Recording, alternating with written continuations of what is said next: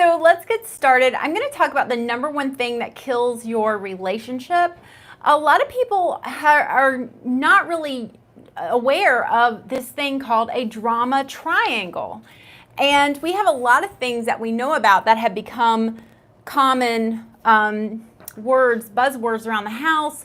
You know, maybe like 10 years ago, you weren't saying like, oh, I think this person's a narcissist, or, oh, I think that person has borderline personality disorder. Like those became kind of buzzwords, household names. And we found a way to like label and diagnose people in our lives. And this is really something, it's called the Karpman triangle, drama triangle, and I did not make this up. It's actually been around since the 1970s, but it's just kind of gaining more popularity. It's something that I teach you in a lot of my programs. I'm going to give you exact examples today about how this this triangle, this situation that's happening here, how it is affecting your life and every relationship that you're having with your parents, your children, especially your spouse. And I'm going to really utilize how feminine energy plays into this and where your boy energy comes in, all right?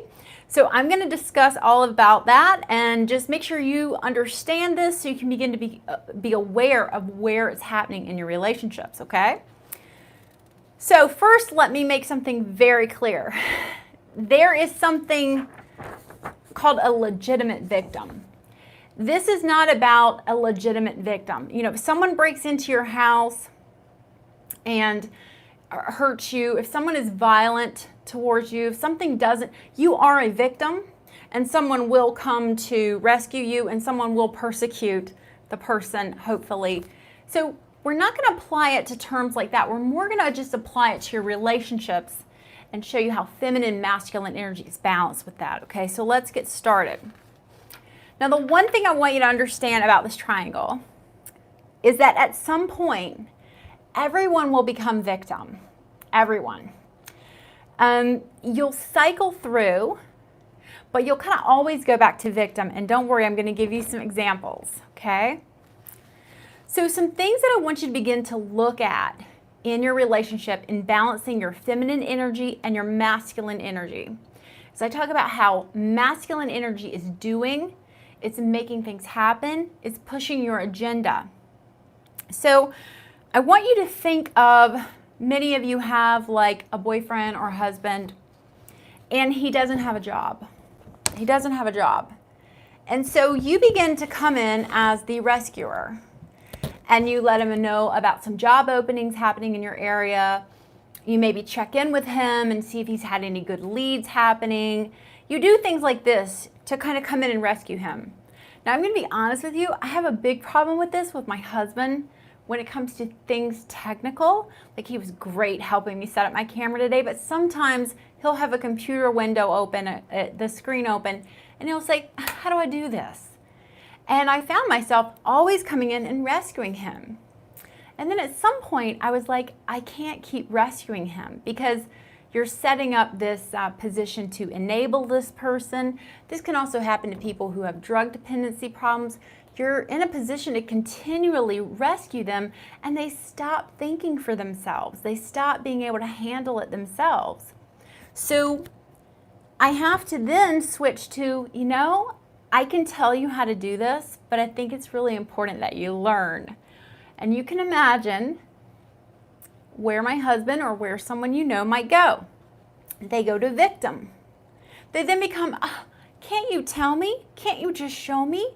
Don't you know how hard this is? Don't you know how terrible? How could you torture me like this?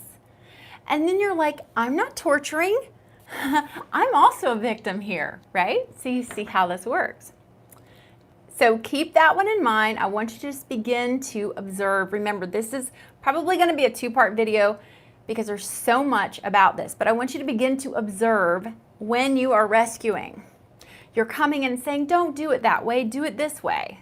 Or, hey, this should be happening instead. Or, haven't you done this other thing? I'll show you how. You're offering some sort of advice or help, okay? So there's a healthy way to learn how to recover from being manipulated and controlled in any way. And I'm going to talk about that because most of us do not want to admit, most of us women do not want to admit that we are actually controlling and manipulating the man in our life.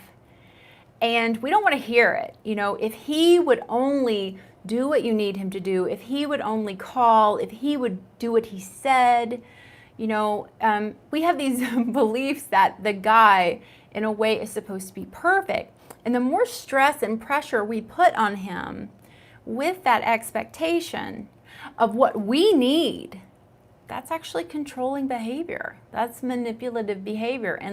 And you're talking to the queen of it, you know, and I have to really watch myself, which is why I became a feminine energy therapist, because I found out that, you know, not that anything was wrong with me, but I was very much in my boy energy. I was outcome oriented, and I had my mind made up how things should go. And with a man, it does not work that way. There's a clash of ideals. So let's move on to how manipulation and controlling behaviors are part of this. So based on your family of origin, based on how you've learned to cope and handle stress, based on a lot of factors that go into just who you are, you have to begin to observe where you are a persecutor. So let's talk about a persecutor and what a persecutor might sound like or do. And again, you're talking to someone who has to really work on this all the time. So what happens to me sometimes is I'm kind of in a bad mood. I'm a little bit grumpy, or I'm a little upset about how something is or isn't going, or is or should not be working out. Okay? So I'll be carrying that with me. And then I run into my husband and I go, hey, you know, here's all this energy I have about this thing and whatever. And it just comes through. It transfers. All right? So your mood, you're a pot a little bit boiling over, and you go to kind of take it out on your partner. And this takes a lot of vulnerability to admit to yourself that you're doing this sort of thing in your relationship. Because there's another part of us that says, well, I should be able to tell him everything. I should be able to get him to help me with everything all the time. And that's not really true. Your husband can't really be your therapist all the time. And so much of everything in this process is learning how to manage your own emotions and take responsibility, not only for just what you're feeling, but the thoughts you're thinking that get you to that place of feeling. So a lot of you growing up, your dad was angry, your mom was yelling, she was angry, something was happening. When we were little kids, we didn't know that the reason they're so angry is that they're just thinking a thought. They're thinking a thought and believing it. That's causing an emotion. So this is again where the number one thing you can do to end this cycle, in this crazy cycle that messes up our relationship so bad, is just have the awareness of what am I feeling, which is feminine energy. What am I feeling? And then what am I thinking that's creating this feeling inside of me?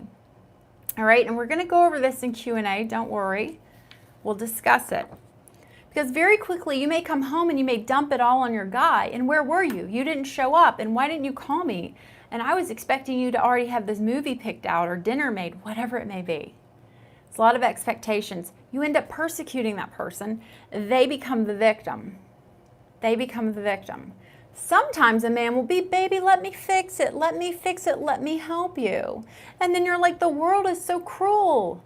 Everything went wrong with me today. Now, again, this is not to say that some days you're not going to have a bad experience and you're going to want to hug from someone, all right? But this is a cycle that we go through that I want you to begin to, especially in areas of conflict, begin to pay attention to your role in it and how you can hop from here to here to here to here, okay? I want you to begin to notice it, all right? All right, if everybody can hear me, I'm helping you so far. I'm definitely turning some screws and gears in your brain. Stop for a moment. Please give me a thumbs up on this video. Just give me a quick like. And if you haven't subscribed already and you're new to my channel, I'm a feminine energy therapist. I teach women how to attract quality and keep quality valuable men and relationships and love in their life. So I do this through activating your natural feminine energy, and we're going to go over that. So let's talk more about this Cartman triangle. Number one thing I want you to do, I want you to notice your part. Just notice the part you're playing. Am I persecuting my poor husband? Am I trying to rescue him? Am I being a victim? Poor me. I have to go through this horrible experience, whatever it may be. Just start to notice your part. You can also begin to notice their part. You may realize you can, after this video is over, you might go back and think of like multiple arguments or situations you've had with a person, and you have been like, my God, we were doing that triangle over and over and over again. You'll begin to see it. It's very eye-opening. So when you begin to notice your part, you can begin to do things differently. And this is where I want you to activate your feminine energy. So a big one I talk about, let's go back to my example of your guy's out of work. Okay. And you're like, do you have a job yet? Can I help you? Or he might be sick and you want to make him a bunch of soup and take care of him and things like this. So you're kind of coming in as rescuer here a little bit. So one of the feminine energy phrases I teach you is, I feel helpless. Will you let me know if there's anything I can do? And if you don't feel helpless, use your own version. But we're going back to a place of, here's how I feel, and will you let me know if there's anything I can do? You're instead of just doing the action, which is masculine energy, because we want to get your guy activated in his masculine energy. We don't want him comfortable in his feminine energy while you drive yourself crazy trying to do everything. And then he loses attraction for you because you're not feminine anymore. You see how this horrible cycle can work. All right, number 2. This is a big one, girls. You ready? Do not engage. I have had to write this on Post-it notes around my house and have it as my screensaver on my phone to remind myself, do not engage. Because when someone comes along and they start persecuting you and they start digging into you and they've misunderstood or misconstrued, or due to their family of origin, you have said something that has triggered them to this sort of angry response, and they're going to take a chunk out of you, you're going to want to defend yourself. You're going to want to start jumping right in there with it, all right? And remember that urgency, that desperateness, that really fastness to want to respond is drama. That's what it is. It's urgent, it's fast, it's now, it's an emergency. No, it is not. No, it isn't. I don't care what he just said. It is not urgent to respond. You do not engage. You take some deep breaths. I'm going to give you some feminine energy ways to do this. Take some deep breaths, drop down into your body. A big one to practice is being neutral. I tell everyone, just become a beige wall. Neutral as neutral can be. If you can, it throws the man off that I'm going to persecute you triangle. If you agree with him, you know, if he goes, hey, you're just so jealous, or you're just so needy, or you're just so controlling. Well, yeah, sometimes I can be. Yeah, sometimes I know I can do that. You're right. You agree with them, it throws them off that balance, all right? So even though your heart is pounding, even though this person is reading you the fifth, you can also say, I understand what you're saying, I just feel differently. I understand what you're saying, I feel differently. The guy will very quickly go, well, how do you feel? How do you feel? Don't engage. Again, take your time, breathe. It is not urgent. I need some time to feel my way through. I need to feel my way through with this one. I can't rush this. It's a feeling. I'm a girl, all right? Now, the other big one is avoid getting defensive, because once you get defensive, you have bitten the bait. Once you believe what they're saying to you, you have bitten the bait and you're in it. And this thing that I'm telling you to do, not engage, it's like walking a tightrope. But it's a muscle that the more you do it, the easier it will become. All right? And it's not about stuffing your feelings down, things like this. It's just a muscle you use. Number 3, women, you're not powerless. You are not powerless. Let's say he comes home, he decides to read you the fifth or whatever it may be. He's tearing into you. Everything's wrong with you. Nothing is ever wrong with him. You know, whatever it may be. He's a victim. You're the worst person ever. I'm going to give you some really extreme examples. You're not powerless. You're going to feel a hint of victim creeping in. Like, oh God, he's being so mean to me, or he's saying all these things, or he's not calling, or he's not visiting me, and he said he would, and he's not doing what he said, he's not showing up, and you'll start to feel that victim creeping in, okay? But just remember, when you get low with your emotion, your feeling, you can't turn that ship around as easily. And so when that person is, you know, you're beginning to feel like I'm a victim, I want you to use it as power to better help your situation. That's where you can say, okay, this is happening. I'm going to have a boundary. Let's say they're yelling. You know, I can't do loud voices. It scares me. You get up out of the room.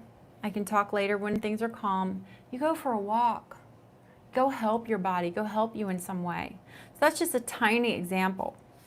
Now, some women are kind of trapped due to financial situation, and the persecutor kind of holds it over them, and you kind of know, like, I can't really get out of this situation because they pay all my bills, they're supporting me and my children. Like, how can I begin to get out of that situation? Okay, so this is where I really want you to exercise your boundaries for your self-care, for your self-preservation and your children's. And also use that as fuel to come up with a way to better protect yourself, okay? You're not powerless. You have options, but as long as you are stuck in this triangle, you won't be able to think of them because you'll be reacting and engaging and rescuing and persecuting, and that's the whole, you know, hamster wheel that you'll be on, right? So number 4, and this is my favorite one.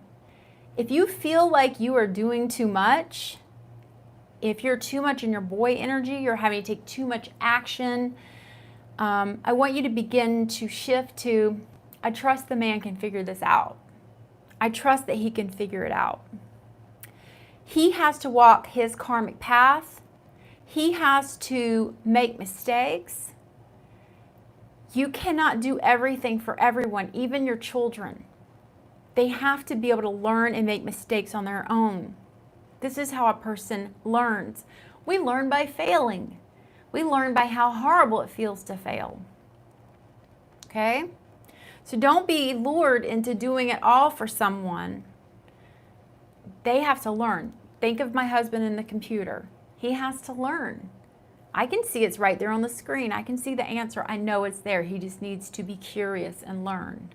You see, you've got to, a person has to feel that vulnerability and also have the power that they can figure it out. So a lot of you, when that man contacts you and he says, I'm just not ready, I'm not ready right now, I'm not in the right place, that's what he's saying. He's like, there is something wrong with my life and I have got to figure it out. And you're like, hey, we can figure it out. We'll do it together.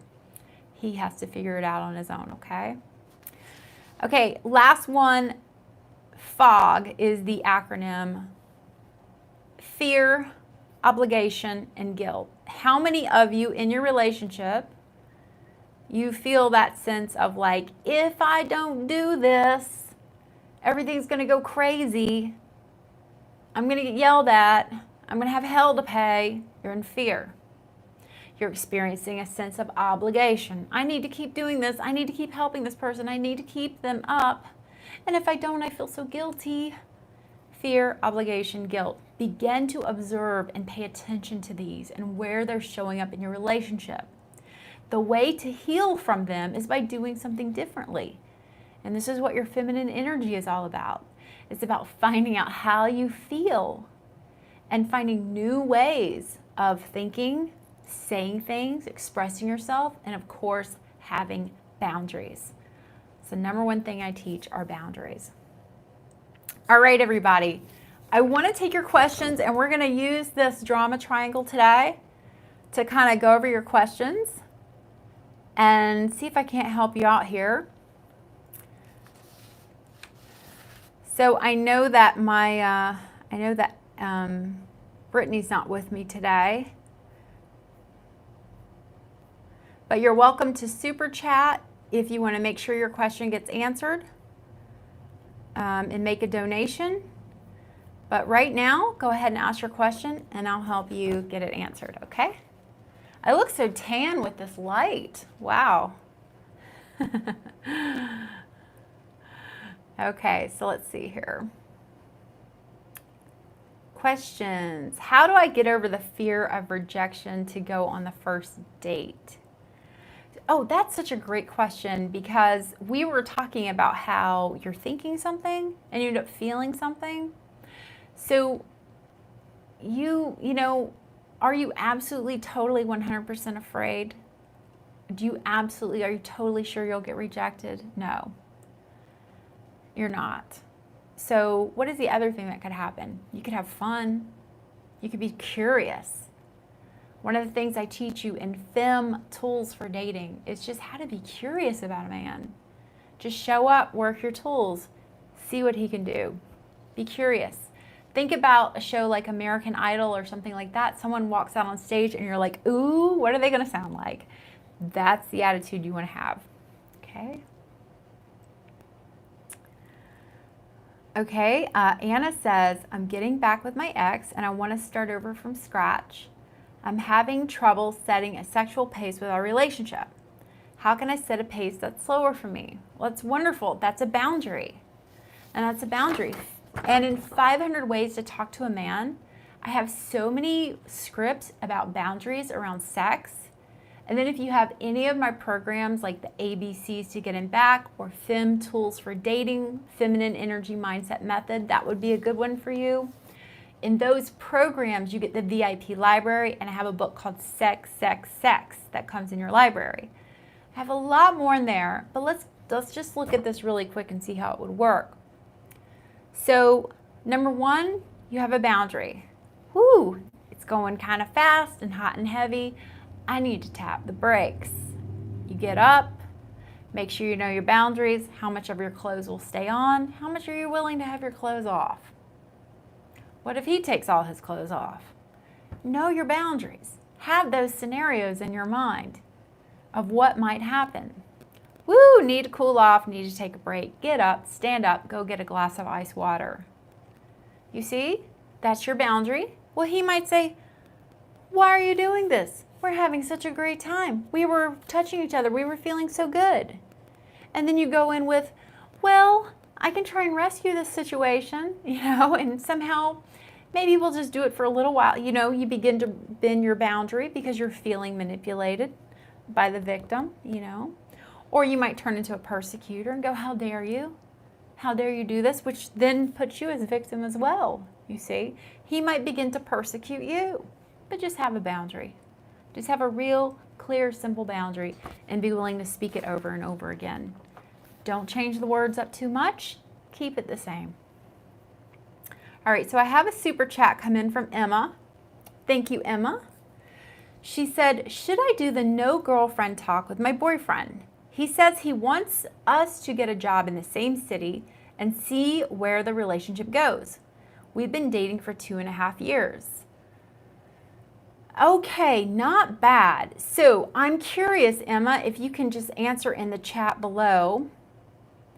Have you ever lived around each other in this 2.5 year time frame?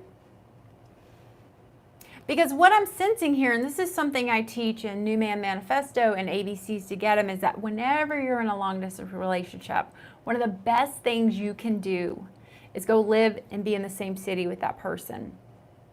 Be in the same city with them. You can go to them or they can go to you, whoever's willing to do it. You have to find out. One of my favorite clients, she's been, I think, married about a year now. She had to leave her country and come here to America. Told the guy, I'm going to be living in this town near you. It'll be wonderful if we can date and go out. And he was kind of in and kind of out. But proximity is the key to, attraction and making a relationship last. So I would go there for about, a month or two. And at any time you can tell a man, I don't want to be a girlfriend forever. I want to be a wife someday. Let a guy know. You can let a man know on the first date. He goes, so how's dating going or whatever? And you can say, well, yeah, it's going really good. I'm looking forward to the day where I'm going to be a wife one day.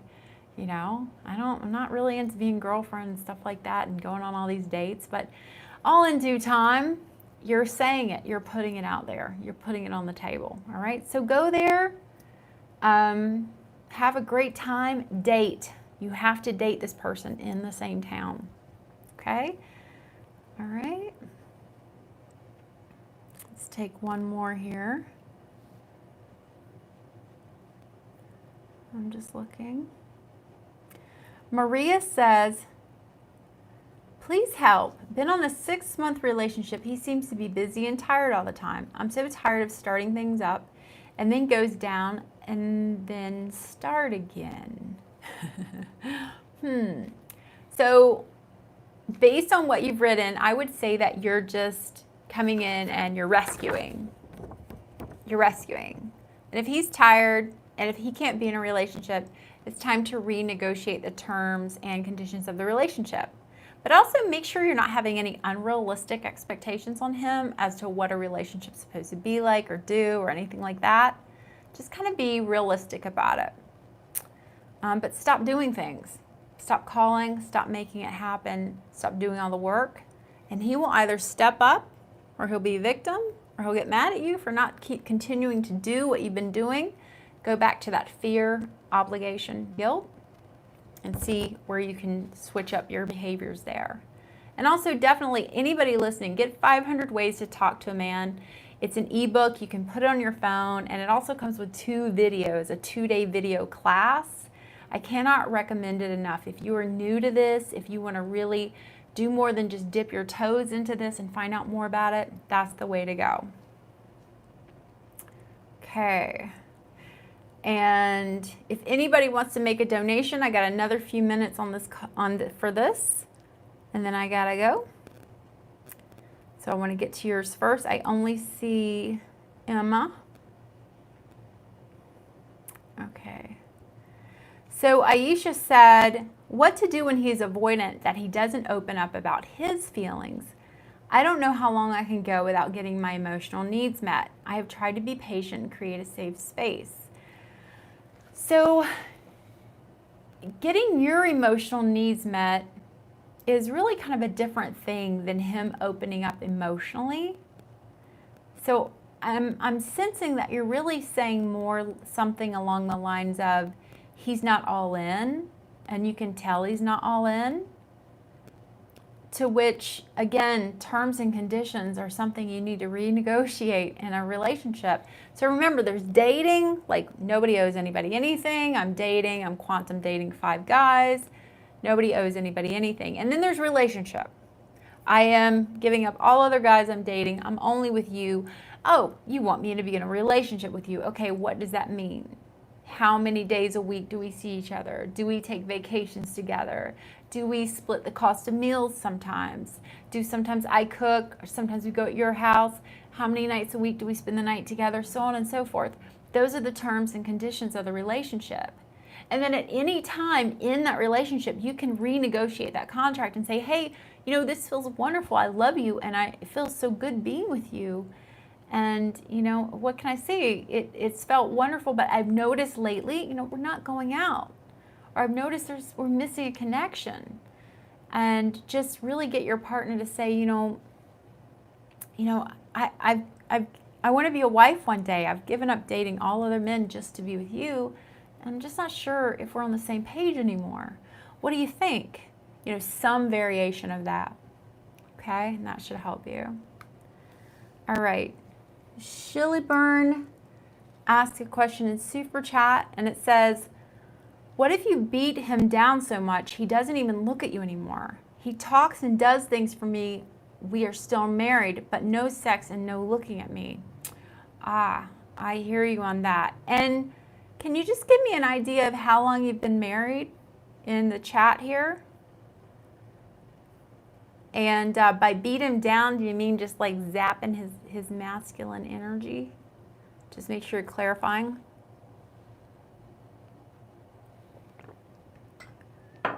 Okay. Wow, 27 years and just really riding him hard, being on him, lots of boy energy. And so he's probably just feeling very feminine, and he doesn't really see you as a sexual, someone he wants to please and make feel good. I mean, if the shoe were the other foot, I mean, imagine if he were the one berating you, would you want to make him feel good? Would you want to give him pleasure all over his face and see that beautiful smile or happiness or whatever it is? No. No, it's a very conflicting feeling to be, I love someone, but I don't want to have anything to do with them. So he might be a little bit stuck in victim because you've been persecuting him. So a good way to do this is just, peel your energy off him 110%. And you really want to be able to come to him and say, look, I've done all these things wrong. I'm aware of it. You do this just one time. I've done all these things wrong, and I want to do better by us. And will you please accept my apology for those things? And he'll say, yeah, I've forgiven you. Or he might say, no, I'm not forgiving you. Okay, I understand. And then continue to be who you are. Apologizing to him after you've done something like this, it's not going to instantly revive the relationship, but just start slow with that very vulnerable conversation. That's what I recommend for you, okay? All right, we got one more super chat here with Anjali. She says, more feminine energy ideas to see the best fit husband for the rest of my life and the 100 men behind him. 1 year after X, and I'm still ruminating. Okay, more feminine energy ideas to see the best fitting husband for the rest of my life and 100 men behind him. So first of all, can you clarify that just a little bit in the chat below? I think you're first talking about the 100 men tool, and that's something that you do to really get your vibe up, ladies. I recommend you practice it in the shower. It's kind of fun because you have to take a shower anyway. But you want to imagine that, there are these 100 men behind you, and you want to see all their faces, and they're all just looking at you with like desire, and they want you, and they're calling out your name, and they're really, really desiring you. And you want to just feel that power of being wanted and desired and how good it feels to be a goddess atop your pedestal. Yeah, you are way up high, and they're down there just like looking at you. Some are on bent knees, some are ready to ask you to marry them immediately, which happens, and just absorb that in. And Jolly, I'm waiting for the rest of your reply. And you just want to get really clear on what it is that you're seeking in a partner. Like, how will it feel to you? What are you looking forward to feeling? Like, a big one for me was, I want to know that I'm driving home up my driveway and his car is in the garage. I have no doubts about that. I have no doubts that that person is going to be home when I get home, things like this, okay? Get familiar with what that feels like. Connect with how good it feels. Okay. Oh, wonderful. And energetically, she just said, she's got 500 ways, but just energetically, you're still missing your ex. And as much as you can, I want you to just tap your heart and send him love. And find out what qualities he had that felt so good to you. Because by missing him, you're missing a person who can't be with you. And so you're actually telling the universe, like, that's what I want in my life. I want a person who's unavailable, who has otherwise left me. And so you want to make sure that that is not what you're going for. All right? Thank you, everyone, for being so vulnerable. So I'm cutting off chat now. I've got 2 more questions here I want to get to. Amelia says her boyfriend broke up with her recently. Oh, I'm sorry. And my ex knows, and he reached out to me. He came over and installed a Nest doorbell for me. Gotta love that. I have no romantic interest in him. I'm doing the ABCs. Is it okay to practice with him? Heck yeah. He's a man that's coming your way with energy, and just have fun with it. He can be one of your 5, and he's a real safe one because you already dated him. You already know what he's like, and you already know how he's going to trigger you. So don't take that for granted. He could be the guy prepping you for the next guy up in line. And he came back into your life for a reason. Receive that doorbell. That was so sweet of him. Learn how to really use that feminine energy with him. And keep quantum dating. Because you go on a date, you have a bad date. It's wonderful because you can call him up and he'll come over and give you a foot massage and spend time with you. There's nothing wrong with that. You're a goddess on a pedestal. You don't owe anybody anything. Their reward is getting to spend time with you. All right, so last question. Let's see here. Asia said, how do I get out of a situation where the guy I'm dating keeps inviting me over? Oh my gosh, I hear you on that one. You know, you're making me just reminisce like crazy right now, because there are these guys that are like, hey, why don't you just come over? Like, why don't you just be convenient? I've got booze here. I've got all my favorite TV shows here. I know exactly where my condoms by the bed are. Why don't you just come over here? I don't want to feel uncomfortable, right? Right? Okay. So you just let him know, like, oh, that sounds, it sounds really sweet. That's really sweet of you to ask. Yet, I just feel a little more comfortable at my house right now. Or it would just I feel better just meeting here for now. Or I feel better going out on dates and not really chilling at each other's house just yet. Yeah, because he's got to come over to your house. He's got to be at your house and put up with your roommate and make out on your tiny sofa and have the dog jumping on your bed with the both of you and making both of you incredibly uncomfortable. He has to be uncomfortable to want to take you out of that situation and get you guys a house together, right?